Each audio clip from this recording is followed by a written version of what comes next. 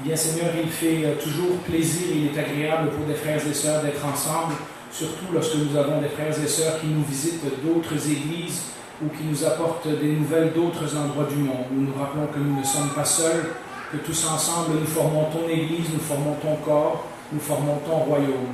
Encourage-nous par tes paroles aujourd'hui, corrige-nous, instruis-nous, aide-nous à grandir et que nous puissions être réceptifs et que nous puissions mettre en pratique ce que nous attendons.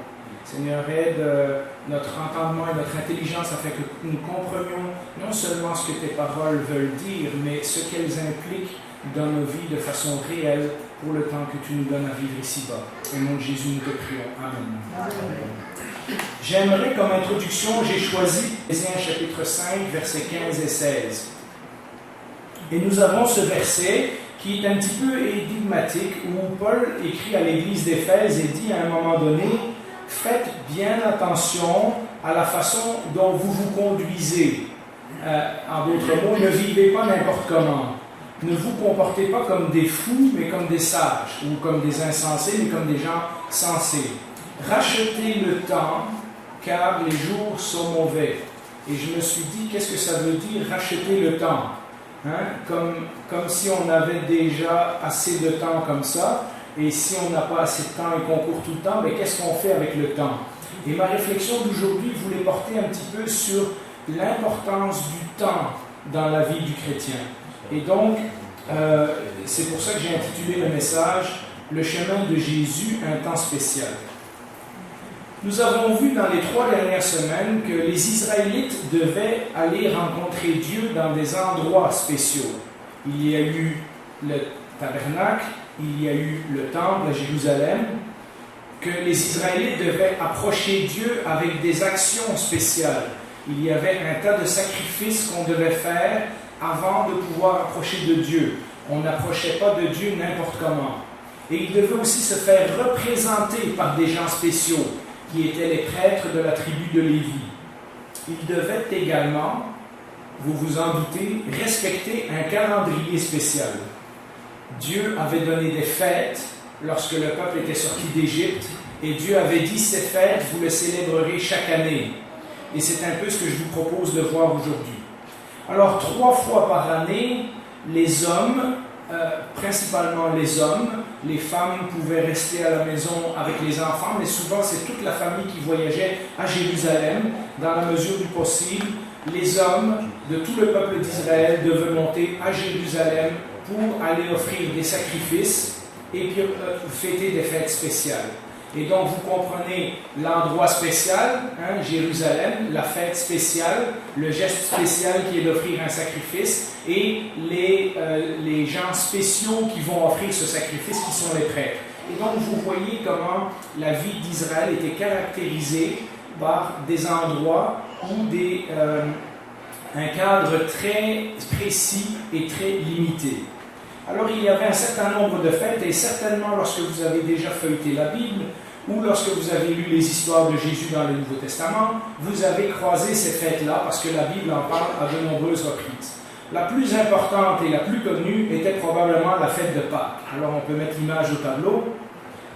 La Pâque juive célébrait un événement qui commémorait la libération de l'esclavage en Égypte.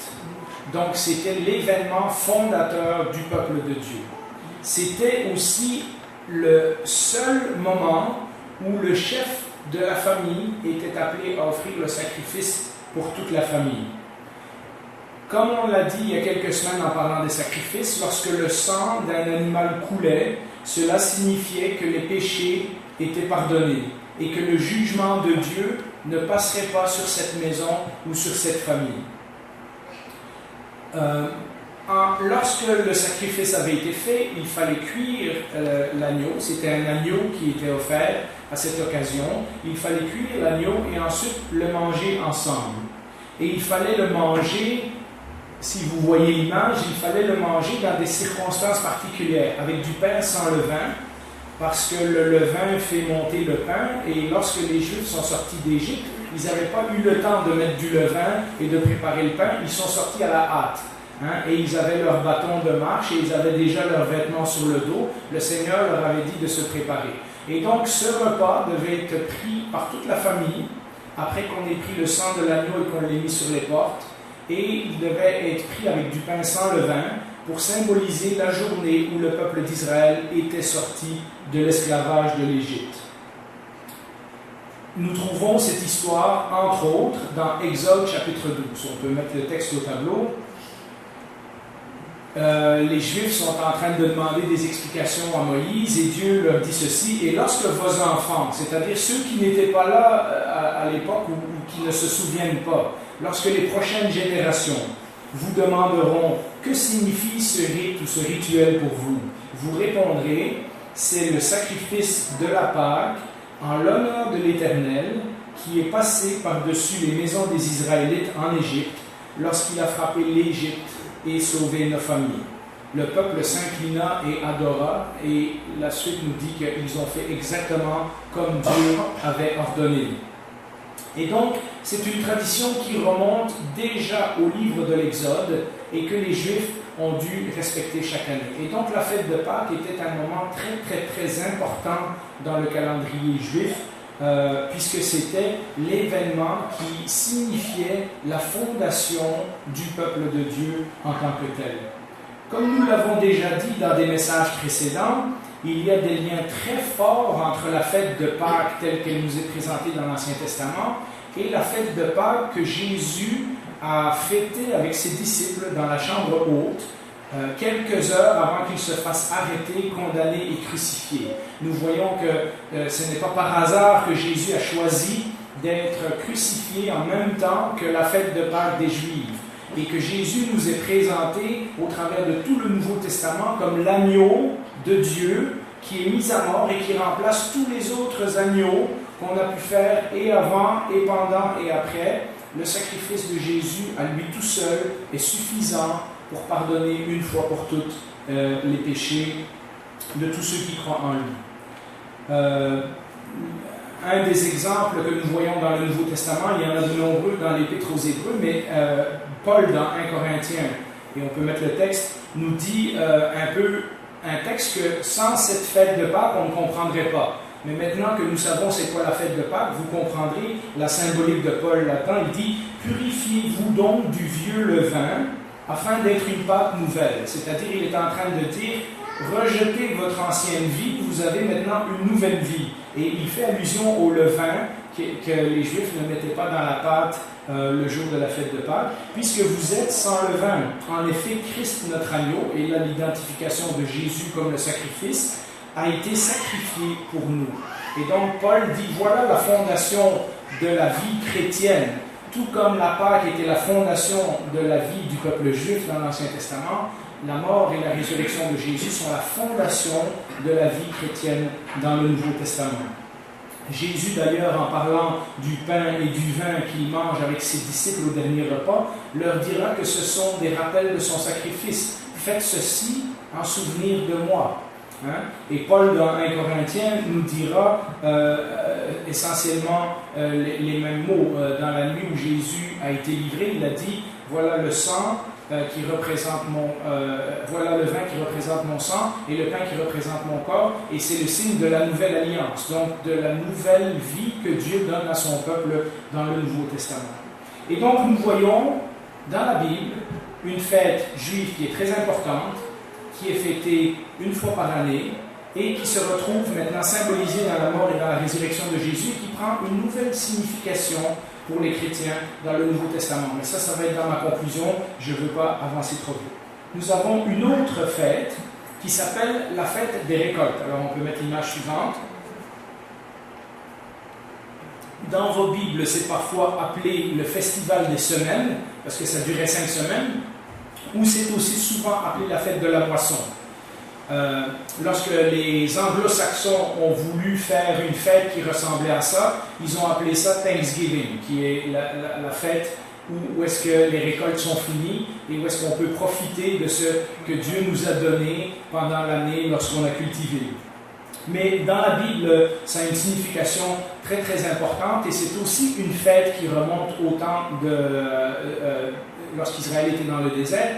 Dieu leur dit que lorsqu'ils vont rentrer dans le pays promis, et qu'ils vont faire des récoltes, il va falloir qu'ils se souviennent que c'est de lui que vient la pluie pour faire pousser les récoltes et pour ne jamais dépendre de leur propre force et de leurs propres intelligences. Dieu dit, si vous m'obéissez, je vais vous envoyer la pluie, et quand vous aurez la pluie et que les récoltes vont grandir, vous saurez que c'est moi qui vous nourris.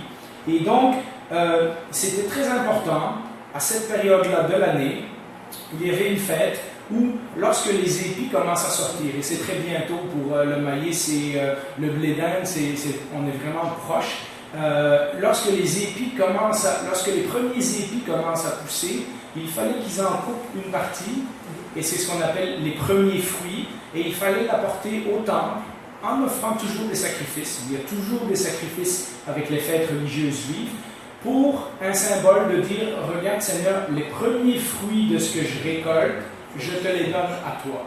Donc ça, la moisson n'est pas encore commencée, mais les choses sont en train de pousser. Et donc on prenait des échantillons de ce qui poussait dans les champs et on allait l'offrir à Jérusalem avec des sacrifices. C'était pour se souvenir que le Seigneur avait nourri le peuple pendant 40 ans avec la manne qui tombait dans le désert, mais que c'est aussi le Seigneur qui allait nourrir son peuple dans le pays promis. À partir de cette journée-là, il fallait compter 7 semaines. Donc 7 semaines, c'est 49 jours. Et puis ensuite, c'était suivi de la 50e journée. Et la 50e journée, c'était l'autre partie de la fête. C'était lorsque les moissons commençaient. Là, il fallait apporter une autre offrande à Dieu pour remercier que, là, c'est lorsque la récolte était toute bien touffue, hein, toute bien productive. Là, il fallait amener une autre offrande à Dieu. L'intervalle entre les deux, les 50 jours, est devenu le mot Pentecôte. Hein? Le mot Pentecôte signifie 50 jours. Et donc, la fête de la Pentecôte chez les Juifs est devenue donc la deuxième partie de cette fête de la moisson, celle où on apporte maintenant quelque chose qui a été vraiment récolté au Seigneur pour le remercier de l'abondance de la moisson. C'était un temps de célébration, évidemment, parce que tout ce qui est relié à la nourriture dans la Bible est toujours une célébration. C'est un moment heureux, c'est un moment joyeux. Et pour nous, Québécois, qui aimons bien manger, vous savez l'importance de manger en famille, de recevoir des amis, hein, comment c'est important de faire des barbecues et de recevoir du monde. Mais vous voyez, c'était similaire dans les fêtes de l'Ancien Testament. La nourriture est toujours associée à un moment de célébration. C'était aussi un moment, puisque Dieu avait donné avec abondance, c'était le moment particulier que Dieu avait dit, c'est à cette période-là de l'année que vous devez faire un effort supplémentaire pour les gens qui sont pauvres, ou les gens qui sont immigrants ou étrangers, ou les gens d'autres nations qui vivent parmi vous et qui n'ont pas les moyens que vous avez. Et nous trouvons cette histoire dans Lévitique chapitre 23, on peut mettre l'image. Quand vous ferez la moisson dans votre pays, tu ne moissonneras pas ton champ jusqu'au bord et tu ne ramasseras pas ce qui reste à glaner, c'est-à-dire ce que tu as raté, tu le laisses là. Tu laisseras cela aux pauvres et à l'étranger. Je suis l'Éternel, votre Dieu. D'ailleurs, si vous vous rappelez, dans l'histoire de Ruth, il y a un épisode similaire où est-ce que Ruth et sa belle-mère sont défavorisés, ils ont tout perdu, ils n'ont plus de mari, donc ils n'ont plus de moyens de subsistance. Et lorsqu'ils vont travailler dans le champ de Boaz, Boaz les laisse ramasser les restes. Eh bien, c'était une façon de dire, récolte pas tout pour toi, laisse-en pour les autres. Et c'était un moment spécial de l'année où il fallait se rappeler, puisque Dieu nous a donné, nous aussi nous pouvons maintenant donner aux autres. À nouveau, ce festival se retrouve dans le Nouveau Testament, mais comme une journée très spéciale. La Pentecôte, le jour de la Pentecôte dans le Nouveau Testament, et c'est ce qui explique pourquoi il y avait tant de Juifs à Jérusalem ce jour-là. Le jour de la Pentecôte est le jour où le Saint-Esprit est descendu sur les disciples et le jour où l'Église a été littéralement fondée. Acte 2, 32, oui je l'ai, on peut le mettre au tableau. Acte 2, 32, mais tout le chapitre 2 de Acte nous raconte comment les disciples sont en train de prier et que le Saint-Esprit descend sur eux et que tout à coup ils ont l'opportunité de parler dans des langues qu'ils ne connaissaient pas nécessairement. Et l'emphase du texte n'est pas mise sur les langues, mais sur les merveilles de Dieu. Les gens sont étonnés de les entendre parler de Dieu. Et tout le texte met l'emphase sur le fait qu'ils vont dire on n'est pas sous ni rien, mais ce que vous voyez là, c'est ce que Dieu avait promis dans l'Ancien Testament. Lorsqu'il a dit qu'il va faire sa nouvelle alliance et qu'il va envoyer son esprit sur tous les hommes et sur toutes les femmes, eh bien, ça, c'est la prophétie de Joël qui est en train de s'accomplir. Et Pierre finit son message avec ce texte. C'est ce Jésus que Dieu a ressuscité, nous en sommes tous témoins. Et comment ne pas être impressionné lorsqu'on voit des gens qui ne sont pas très cultivés, des gens qui travaillaient la terre ou qui étaient pêcheurs ou autres, et qui tout à coup se mettent à parler dans toutes sortes de langues et de dialectes qui viennent de partout dans l'Empire romain. Comment ne pas être impressionné? Et Pierre continue, élevé à la droite de Dieu, il a reçu le Saint-Esprit qui avait été promis, et il l'a déversé, comme vous le voyez, vous l'entendez maintenant, c'est-à-dire ce que Jésus a reçu, maintenant il le donne à ses disciples. Et Jésus leur avait dit, attendez à Jérusalem, vous allez recevoir le Saint-Esprit, moi je m'en vais auprès du Père, mais je vous envoie quelqu'un qui va me remplacer, et qui va témoigner de moi, et qui va vous rappeler mes paroles. Et c'est exactement ce qui arrive le jour de la Pentecôte, alors que des Juifs du monde entier sont en train de visiter Jérusalem. Ils entendent la bonne nouvelle de Jésus dans leur langue, dans leur dialecte particulier. Et le texte nous dit que ce jour-là, 3000 personnes se sont converties et se sont jointes à l'Église. Alors il y a vraiment un moment extraordinaire, le jour de la Pentecôte, dans le Nouveau Testament, lorsque l'Église est fondée. Pierre fait clairement le lien entre l'Ancien Testament et ce qui est en train de se produire et les prophéties de la Nouvelle Alliance. Et dans ce sens, on pourrait dire que les 3000 personnes sont comme une nouvelle récolte, la récolte de Dieu pour son royaume. Dieu a commencé son royaume et il le commence de façon spectaculaire en ajoutant 3000 personnes dans son église d'un coup. Dans Nombre 11, 29, à un moment donné, Moïse avait souhaité que tout le peuple soit des prophètes. Eh bien, c'est arrivé. À partir du moment où le Saint-Esprit descend sur l'Église, chacun devient un porte-parole de Dieu. Mais cette prière de Moïse, je pense qu'il avait dit, je souhaiterais que tout le peuple soit prophète, comme on peut souhaiter quelque chose qu'on pense qu'il n'arrivera jamais, mais Dieu avait répondu à cette prière 1400 ans plus tard. Alors cela nous amène à une troisième fête qui est très importante chez les Juifs. Il y en a quelques autres, mais bon, ça c'est les trois fêtes extrêmement importantes. Et on peut mettre l'image au tableau, c'est la fête qu'on appelle des tentes. Ça peut être aussi des fois dans votre Bible la fête des cabanes ou la fête des tabernacles, parce que tabernacle en hébreu ça veut dire une tente. Hein? Et donc ça peut être la fête des tabernacles. Rappelez-vous que dans le désert, le peuple d'Israël vivait dans des tentes, mais Dieu aussi vivait dans une tente, parce que le tabernacle avait la structure et la forme d'une tente. Ce n'était pas encore le temple qu'on connaîtra à Jérusalem plus tard. Et c'était une fête qui commémorait les 40 ans qu'Israël avait vécu dans le désert avant d'entrer dans la terre promise. Les 40 ans où Dieu s'était occupé d'eux. Vous vous rappelez, on a lu ce texte plusieurs fois où le Seigneur dit, rappelez-vous que quand vous étiez dans le désert, c'est vrai que c'était le désert, mais vos sandales ne se sont jamais usées, vos vêtements ne se sont jamais déchirés, et vous avez eu à manger et à boire tous les jours parce que j'ai pris soin de vous. Quand vous allez rentrer dans le pays promis, rappelez-vous de cela. Ne pensez pas que tout ce que vous avez, vous l'avez construit avec vos propres mains, parce que moi aussi, je vais continuer à m'occuper de vous dans le pays promis. Et donc, c'était une fête importante qui devait souligner la dépendance du peuple d'Israël de l'intervention de Dieu. Il y avait, on peut mettre le texte au tableau, Lévitique 23, versets 42 à 43, nous donne les instructions pour cette fête. Vous habiterez pendant 7 jours dans des tentes. Tous les Israélites de naissance habiteront sous des tentes, afin que vos descendants sachent que j'ai fait habiter les Israélites sous des tentes après les avoir fait sortir d'Égypte. Je suis l'Éternel votre Dieu. Mais les Juifs qui ne pouvaient pas aller à Jérusalem construisaient souvent avec des branches de bois une cabane sur leur toit, sur le toit de leur maison, C'était des toits plats, pas comme les nôtres aujourd'hui. Et donc, c'était facile de se construire une petite cabane sur le toit. Et pendant 7 jours, donc, les familles vivaient comme au temps où Israël vivait dans le désert. Ça avait donc un symbole très puissant pour les enfants, les petits-enfants, les arrière-petits-enfants, tous ces gens qui n'avaient pas connu le désert, mais qui demandaient à leurs parents pourquoi on habite dans une tente pendant une semaine. Eh bien, ça permettait aux parents de raconter l'histoire de quand ils étaient sortis d'Égypte et comment ils avaient vécu dans le désert et comment Dieu s'était occupé d'eux. C'était un festival où il y avait un très grand nombre de sacrifices qui étaient offerts. Principalement le 7e jour de ce festival. Et vous allez voir, c'est lié à un autre festival qui arrive 5 jours avant, et vous allez comprendre un peu le but.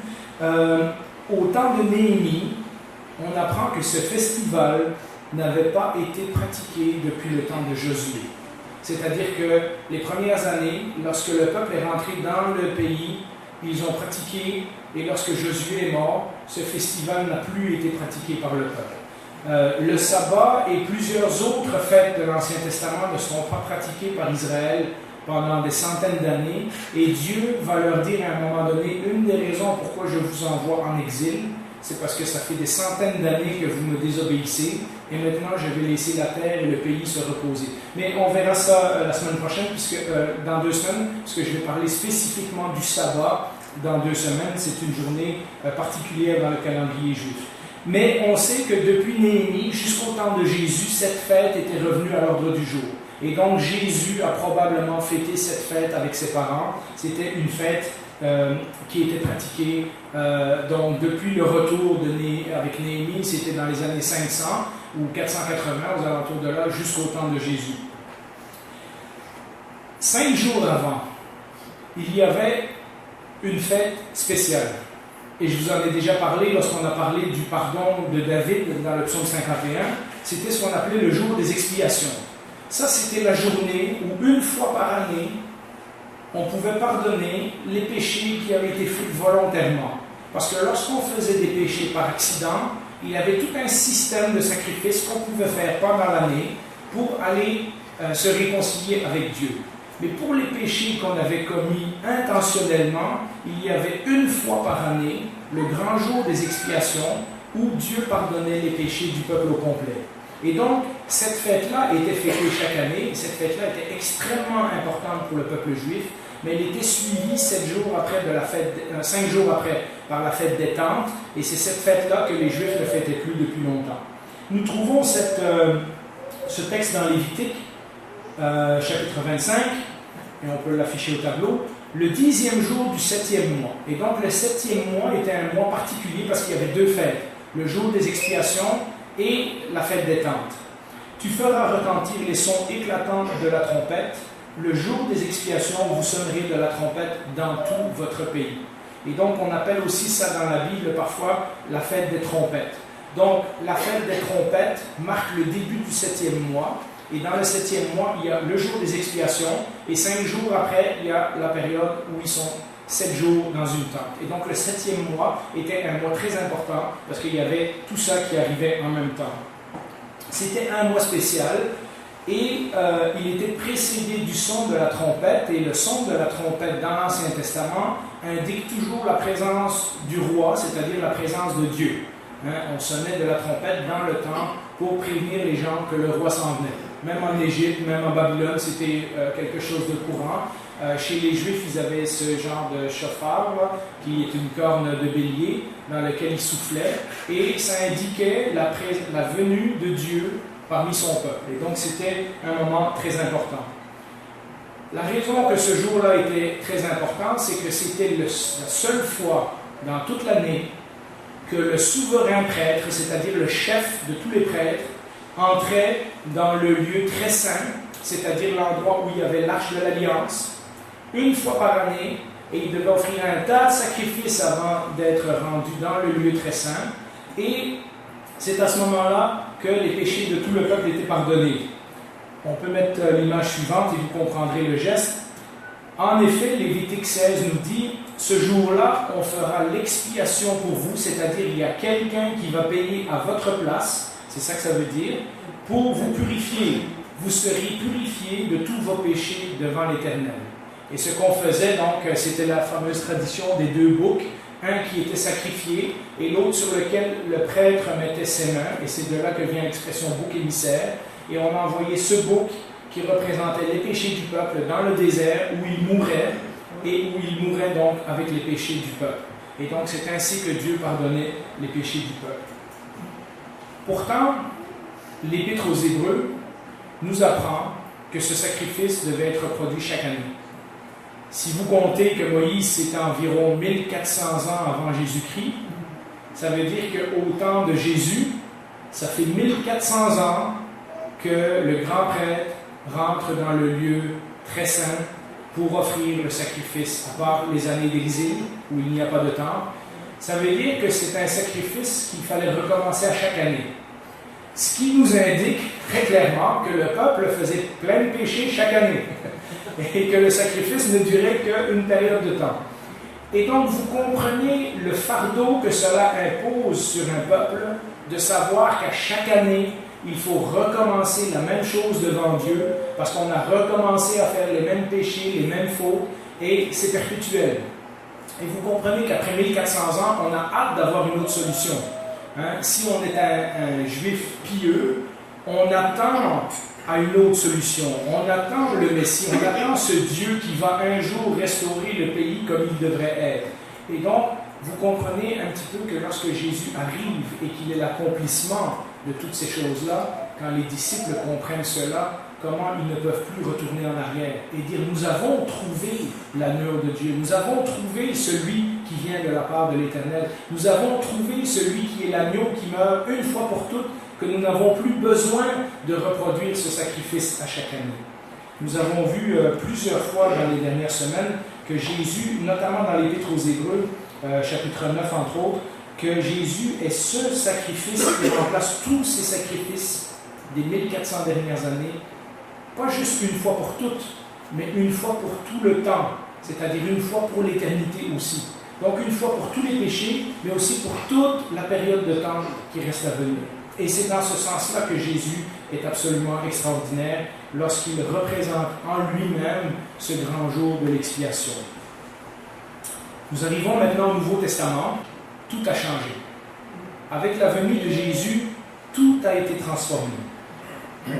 Puisque Jésus, et c'est le résumé des dernières semaines, puisque Jésus vit en nous par son Saint-Esprit, nous n'avons plus besoin, comme les Juifs, d'aller à un endroit spécial pour être dans la présence de Dieu.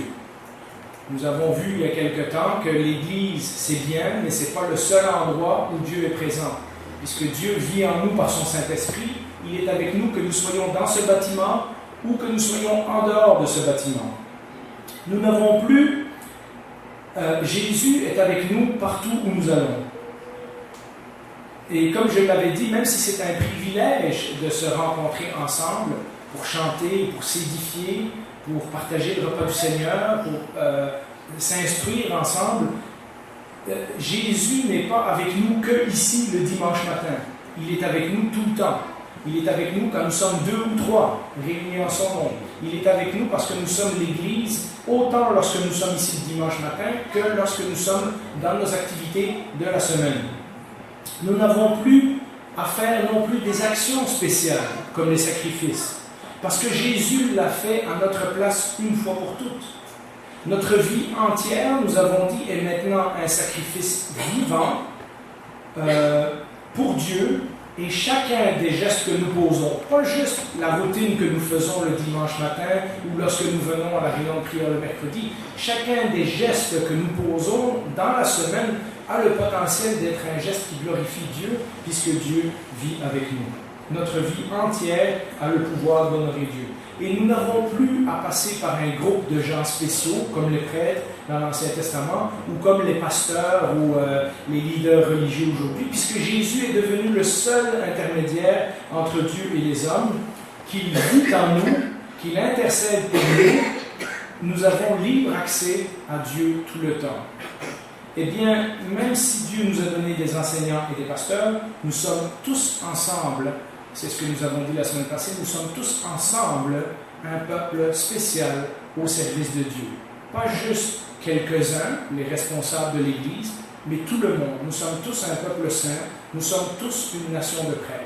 Et donc, vous voyez comment il y a un changement de l'Ancien Testament, parce qu'il y a des endroits spéciaux, des personnes spéciales, puis des sacrifices spéciaux, et même des fêtes spéciales, et comment tout ça est transformé dans le Nouveau Testament pour englober le monde entier, la vie entière et tout le temps que Dieu nous donne. Dieu est avec nous tout le temps. Eh bien, nous pouvons tirer des conclusions similaires avec les fêtes que nous venons de voir de l'Ancien Testament. La raison qu'à cause de Jésus, nous n'avons plus à pratiquer ces fêtes spéciales pour vivre intimement avec Dieu, c'est parce que Jésus a dit lui-même qu'il avait accompli l'entièreté de l'Ancien Testament. À 2 reprises et de 2 façons différentes, et nous pouvons l'afficher au tableau, Jésus dira « Ne croyez pas que je suis venu pour abolir, c'est-à-dire « Ah, ça compte pas. La loi ou les prophètes, je suis venu non pour abolir, mais pour accomplir. » C'est-à-dire que dans son sacrifice, Jésus accomplit la signification de tout ce que ces fêtes-là pouvaient signifier, et il leur donne un nouveau sens. Et vous allez voir que ce sens est important. Et puis dans Luc 24, vous vous rappelez, lorsqu'il rencontre les disciples d'Emmaüs à 2 fois, ici au verset 27 et au verset 44 de nouveau, ça dit « En commençant par les écrits de Moïse et en continuant par ceux de tous les prophètes, il leur expliqua dans toutes les Écritures ce qui le concernait. » Et donc Jésus prend tout l'Ancien Testament et il leur dit « Regardez, ça c'était toutes les choses qui pointaient à moi. » Et donc, on commence à avoir un indice que toutes ces fêtes ne sont pas juste des souvenirs de ce que Dieu a fait lorsqu'Israël est sorti d'Égypte, mais sont aussi des fêtes qui pointent à ce que Jésus va faire, et ce que, puisque nous regardons en arrière, ce que Jésus a fait lorsqu'il est venu s'offrir en sacrifice sur la croix. Face à des faux enseignants, puisqu'au début, l'Église a été confrontée beaucoup à des gens qui voulaient que les chrétiens retournent aux traditions du judaïsme. Et nous voyons ça dans Galates, mais nous le voyons ici aussi dans Colossiens 2, et on peut mettre le texte. Face aux faux enseignants qui voulaient redonner des habitudes juives aux chrétiens, Paul leur dit ceci: c'est pourquoi ne vous laissez pas juger par personne à propos de ce que vous mangez ou de ce que vous buvez. Et là, on parle de manger et boire de la façon religieuse, donc le pain sans levain et ces choses-là, au sujet de l'observance des jours de fête, des nouvelles lunes ou des sabbats. Écoutez bien ceci, tout cela n'était que l'ombre des choses à venir. La réalité est en Christ. C'est-à-dire que Jésus, lorsqu'on comprend l'œuvre de Jésus, on a compris tout ce que Dieu essayait de nous expliquer dans l'Ancien Testament au travers de toutes ces fêtes et au travers de tous ces rituels. Qu'est-ce que ça veut dire pour nous aujourd'hui? Maintenant, comment est-ce qu'on prend cela, les fêtes de l'Ancien Testament, qui ont été transformées par Jésus, et comment ça s'applique quelles sont les conséquences dans notre vie d'aujourd'hui? Les festivals sacrés étaient, comme tout le reste dans l'Ancien Testament, des moments spéciaux où le peuple devait venir célébrer et adorer Dieu. Mais avec la venue de Jésus, ce calendrier, puisqu'on parle du temps aujourd'hui, ce calendrier a été réorganisé. Notre calendrier aussi est réorganisé. Parce que nous vivons constamment dans la présence de Jésus, lorsque le Saint-Esprit vit en nous, nous sommes en accès direct avec Dieu. Puisque nous vivons constamment dans la présence de Jésus, il n'y a plus de journée de fête, écoutez bien ce que je dis et pas ce que je ne dis pas. Il n'y a plus de journées de fête qui sont plus parfaites ou plus spéciales ou plus saintes qu'une autre. Chaque moment dans le Nouveau Testament est considéré comme un moment saint, un moment dédié à Dieu, un moment où la présence de Dieu se manifeste, que nous devons utiliser pour le servir et pour l'honorer. Ceci nous évite de tomber dans le piège des religions traditionnelles. Et je vous explique un petit peu. Vous avez tous entendu des catholiques dire « Moi, je vais à l'église à Pâques et à Noël. » et il y en a que c'est encore moins que ça. Mais en général, la tradition, c'est on va pour le vendredi saint, puis on va pour la messe de minuit. Mais vous savez qu'il n'y a pas que les catholiques qui font ça. Chez les évangéliques, il y a aussi des gens qui disent « Moi, je vais à l'église une fois de temps en temps, et le reste du temps m'appartient. » Et ce que nous apprenons avec Jésus, c'est que tout le temps, puisque maintenant il vit en nous tout le temps, tout notre temps lui appartient. Et donc nous n'avons plus à faire cette différence entre « Ah, quand je vais le dimanche à l'église, j'accorde du temps à Jésus. Quand je vais à Pâques, je donne du temps à Jésus. Quand je vais à l'église à Noël, je donne du temps à Jésus, mais le reste du temps, c'est à moi. » La Bible ne nous donne pas cette permission. Lorsque Jésus vit en nous, tout le temps que nous avons à vivre sur cette terre lui appartient. Et cela nous évite de tomber dans le piège des gens qui disent « Si je vais à l'église à Pâques, à Noël, puis quelques dimanches dans l'année, je serai correct. » Parce que Dieu ne veut pas de nous qu'à temps partiel. Il veut de nous tout le temps. D'ailleurs, si vous demandez autour de vous, la perception que beaucoup de gens au Québec ont des chrétiens, c'est les chrétiens, c'est ceux qui ont leur routine, c'est ceux qui vont à l'église le dimanche matin. J'aimerais donc ça qu'on dise que les chrétiens, c'est qu'on dise de moi que Jean-Philippe, on sait qu'il est chrétien, pas parce qu'il va à l'église le dimanche matin, mais parce qu'on voit Jésus vivre en lui. Parce que ça voudrait dire que 7 jours par semaine, les gens voient Jésus vivre en moi. Et vous voyez, lorsque les gens nous catégorisent comme « Ah, les chrétiens, les évangéliques, c'est ceux qui vont à l'église le dimanche, puis qui vont à l'église le mercredi à la réunion de prière », déjà, on a projeté l'image que ce qui est important pour être évangélique, c'est de venir 2 fois par semaine à l'église. Et ça, c'est une fausse perception qu'il nous faut changer. Nous devons comprendre, et ça fait partie de la réflexion que nous avons entamée depuis un mois, nous avons à comprendre que ce n'est pas une routine que nous devons projeter, c'est la vie de Jésus en nous. Attention, cela ne veut pas dire qu'il n'y a pas des moments dans notre calendrier que nous ne pouvons pas nous dédier plus intensément à Dieu. Je crois qu'il est extrêmement important, en tant qu'individu et en tant qu'Église, de continuer à marquer notre calendrier de certaines journées spéciales. Des journées que nous mettons de côté pour nous souvenir particulièrement de ce que Jésus a fait pour nous. Je suis tout à fait pour fêter la fête de Noël. C'est un moment privilégié d'attirer l'attention sur la naissance de Jésus. Je suis tout à fait pour la fête de Pâques. C'est un moment privilégié pour nous d'attirer l'attention sur la mort et la résurrection de Jésus. La Pentecôte est quelque chose que nous pourrions célébrer plus facilement aussi. On pourrait transformer la fête des Pères et en faire quelque chose qui est plus à l'image de Dieu, juste peut-être la fête des familles ou autre chose. Il y a une valeur à avoir certains événements dans le calendrier. Mais ce ne sont pas ces éléments dans le calendrier qui font qu'on rencontre Dieu de façon spéciale. Dieu est déjà dans les chrétiens et Dieu vit en nous tout le temps, pas seulement ces quelques journées précises de l'année, c'est ce que j'essaie de dire. Il y a une valeur inestimable à fêter, à célébrer le repas du Seigneur. D'ailleurs, Jésus lui-même nous a conseillé de le faire. Mais si nous lisons attentivement les récits, j'ai relu Matthieu, Marc, Luc et Corinthiens hier, et j'ai cherché à quel endroit Jésus nous disait qu'il faut le faire chaque semaine, ou qu'il faut le faire tout le temps, ou c'est ça, je n'ai pas trouvé. Ce que j'ai trouvé, c'est que Jésus dit à chaque fois que. Donc, à chaque fois que nous le prenons, à chaque fois que nous décidons ensemble que nous allons prendre le repas du Seigneur, on peut mettre l'image au tableau, nous devons le faire en souvenir de lui. Et il y a des chrétiens qui vont le faire plus souvent, il y a des églises qui vont le faire moins souvent, mais c'est absolument essentiel que nous continuions à pratiquer. Mais ça ne nous rend pas plus spirituels. C'est un moment privilégié qui nous permet de nous souvenir à chaque semaine ou à chaque mois de ce que Jésus a fait pour nous. Dieu, en d'autres mots, Dieu ne sera pas fâché contre nous si nous ratons un dimanche, ou si nous ratons un repas du Seigneur, ou si une année nous ratons la fête de Pâques. Alors que dans l'Ancien Testament, les Juifs auraient pu avoir cette perception que, oh, si je ne fais pas la fête, il n'y en a pas d'autre avant un an.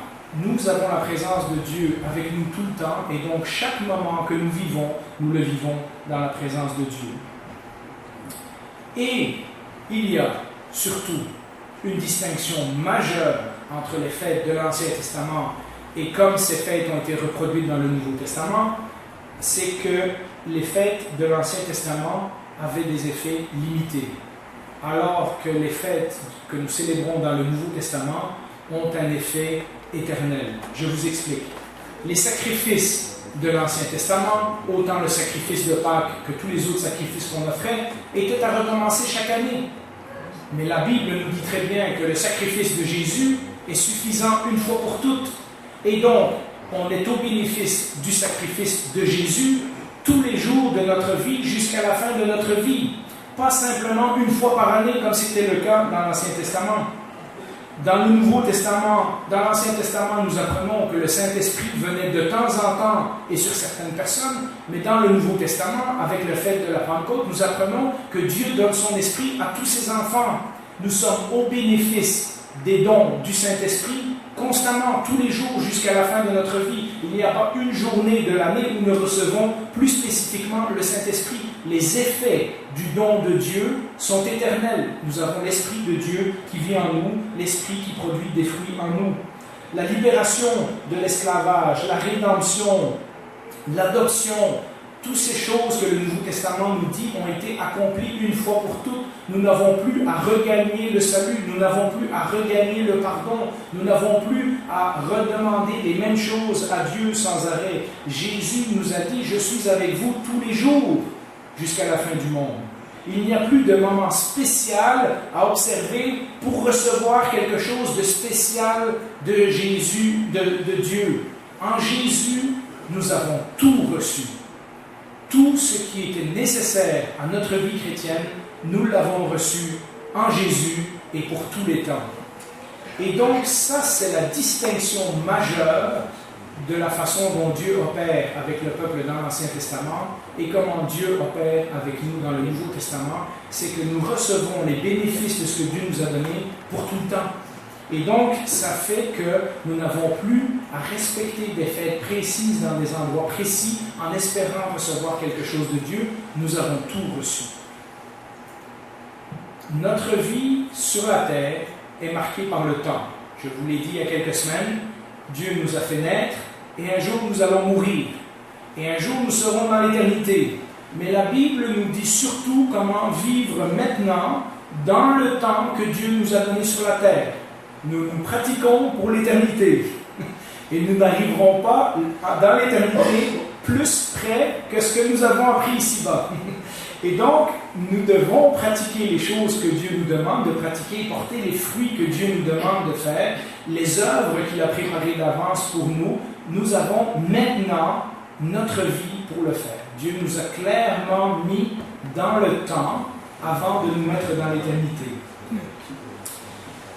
Et il est bon d'avoir dans le temps dans lequel nous vivons un calendrier pour se rappeler des choses importantes.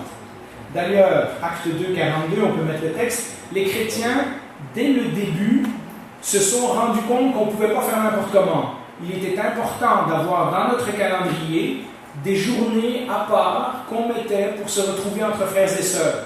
Acte 2, 42 nous dit qu'ils persévéraient dans l'enseignement des apôtres, donc dans la bonne nouvelle de Jésus, dans la communion fraternelle, dans la fraction du pain et dans les prières. Et on sait aussi qu'ils chantaient ensemble, il y a d'autres textes qui le disent, et c'est un peu similaire à ce que nous faisons encore des milliers d'années après le dimanche matin. Et donc il y a une valeur à avoir une journée de la semaine où nous nous rencontrons ensemble. Et je vais parler la prochaine fois du dimanche. Vous allez voir, c'est une journée spéciale. Mais en même temps, tout ce qu'on a dit sur les fêtes et tout ça fait que si nous ratons un dimanche, nous n'avons pas à nous sentir coupables. Oui, nous avons raté la communion avec les frères et sœurs. Oui, nous avons raté un enseignement. Oui, nous avons raté la possibilité de chanter ensemble plutôt que de chanter tout seul. Mais c'est correct, le Seigneur est encore avec nous et on se reprendra une autre fois. Maintenant que Jésus vit en nous constamment, quand nous marchons sur le chemin de Jésus, chaque journée, chaque moment, chaque temps, chaque seconde, chaque minute a le potentiel de devenir un moment spécial pour Dieu. Et c'est vers là que je voulais vous amener aujourd'hui. La conclusion, qu'est-ce que ça veut dire que chaque moment de notre vie soit un moment spécial pour Dieu? Eh bien, c'est à nous de le découvrir individuellement. C'est à nous, en rentrant chez nous, de réfléchir à ce que Dieu nous donne, comment Dieu nous a permis de vivre, quelles sont nos activités, qu'est-ce que je fais de mon temps. C'est à nous, individuellement, mais aussi en tant qu'Église, de dire qu'est-ce qu'on fait avec le temps que le Seigneur nous a donné. Est-ce qu'on bourre ça de programmes, de rencontres, d'événements spéciaux? Est-ce qu'il y a une autre façon d'utiliser le temps que le Seigneur nous donne? Comment j'utilise mon temps, autant quand je suis au travail, que quand je suis à la maison, que quand je suis avec des chrétiens ou quand je ne suis pas avec des chrétiens? C'est des questions difficiles. Mais ce que je peux vous dire, c'est que si vous commencez à penser comme ça, c'est beaucoup plus exigeant qu'une simple religion. Allez dans certains endroits spéciaux, comme l'Église, pour rencontrer Dieu certaines journées spéciales, à Pâques et à Noël. Choisir des personnes spéciales, comme le pasteur ou les diacres, pour nous représenter. C'est facile, parce qu'on fait ces trois choses-là, puis le reste du temps en partie.